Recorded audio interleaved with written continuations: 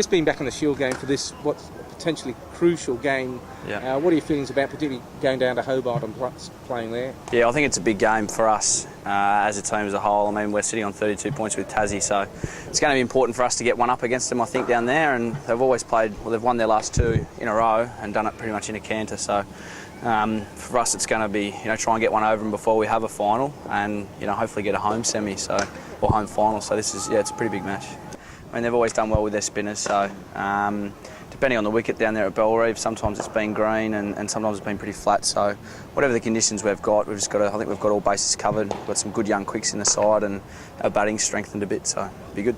But yeah, we've got a couple of young quicks, and mate, yeah, it's interesting. These are the young stable behind the young stable that we've already got in Hazelwood and Stark. So we've seen Paddy do really well in the 2020 stuff, and he's just a raw talent. And I think young Nick Bills has done really well in the second 11 stuff, and we'll be keen to see how he goes if given the opportunity.